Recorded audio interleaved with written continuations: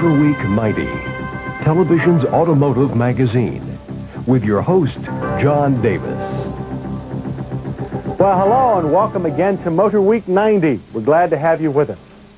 When Buick introduced the two-seat Reatta in 1988, some skeptics questioned the logic of selling a sleek, radically styled coupe alongside Buick's normally conservative models. The Reatta quickly silenced all criticism by outselling its more expensive competitor, the Cadillac Elante, by a substantial margin. The Reatta offered it all: big buck luxury and performance in a sporty, reasonably priced package. The only thing missing in many people's minds was a convertible top for true wind-in-the-hair motoring. But Buick had anticipated that demand and this year introduces the Reatta Convertible. But there's more that's new for Buick's sportiest model. The new convertible top is only the most obvious manifestation of Buick's drive to keep its customers satisfied. The Reatta Convertible was conceived and styled right alongside its hardtop sibling, and therefore escapes the afterthought look of many soft-top conversions. The top's lines blend smoothly with the body, just as they do in the coupe. The top is wider than its storage cavity, which required the top's designer, ASC, to come up with a new mechanism that pulls the sides in as the top is lowered. The result is a manual top that works simply. While our prototype test car had power releases for the tonneau cover and the top's rear attachment, production cars will have manual releases. Once released, the top folds quickly away beneath a hard boot cover, which closes with a snap. With the top down, the Reatta is an exercise in smoothness and easily one of the best-looking convertibles ever. This exposes the Reatta's other big change, a completely restyled dash.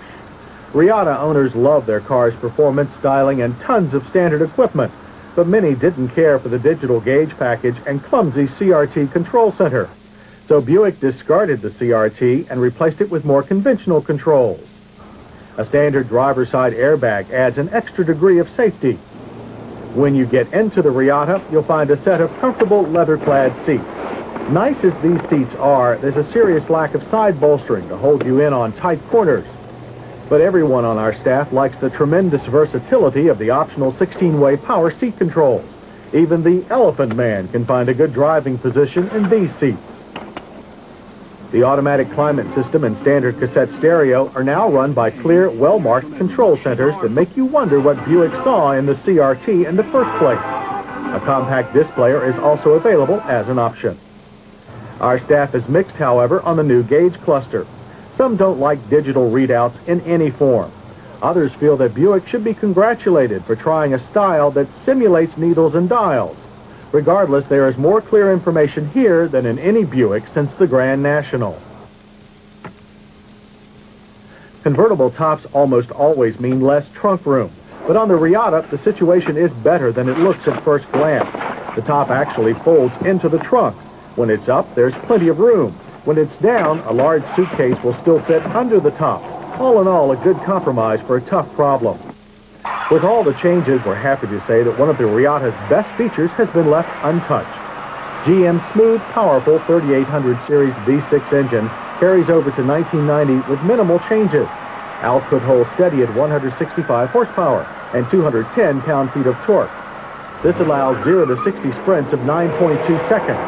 A quarter mile runs out in 17 seconds at 81 miles per hour. That's as quick as the last Reatta coupe we tested, despite the fact that the convertible is almost 200 pounds heavier. Power delivery is smooth and flat, despite some mild torque steer on launch.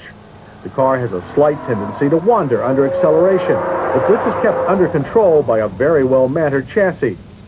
Sticky Goodyear Eagle GT Plus 4s provide plenty of bite for both acceleration and handling. The Reatta may be a luxury coupe, but it's sporting luxury. Push the car hard into a corner and it responds with mild front plow and sports car-like grip. But luxury coupes sometimes lack feel, and that is borne out by the Reatta's over-boosted power steering. Most driver information comes by the seat of the pants route. The surprising lack of convertible body flex in hard corners is testament to the strength of the Reatta chassis. Body roll is also rather mild. Not bad for a car that still manages to deliver the smooth ride that Buicks are known for. High levels of sound insulation ensure a reasonable interior sound level of 69 decibels with the top up. Back at trackside, the Reatta makes good use of its standard anti-lock brakes to turn in a fine stopping distance average of 114 feet. Pedal feel is excellent, though a second of lockup in the middle of each stop, possibly caused by an electronic glitch, caused our prototype's nose to hop a bit. It was not serious, just unusual. As we went to editing, Buick announced pricing for the Reatta Convertible. It will cost $6,700 more than the $28,300 base price of the Reatta Coupe. So expect to pay $35,000 when it arrives in Buick showrooms. That's still a lot less than the Reatta's top domestic competitor, the Cadillac Alante. The Cadillac costs more, but it also has better power thanks to its V8 engine, better handling too. Both cars match up well on standard features, but the Caddy then pulls ahead with its available removable hardtop. The Jaguar XJS Cabriolet also cost a lot more than the Reatta. Its smooth V12 engine and plush ride produce a more elegant feel than the Buick, and the Jaguar offers more prestige as well.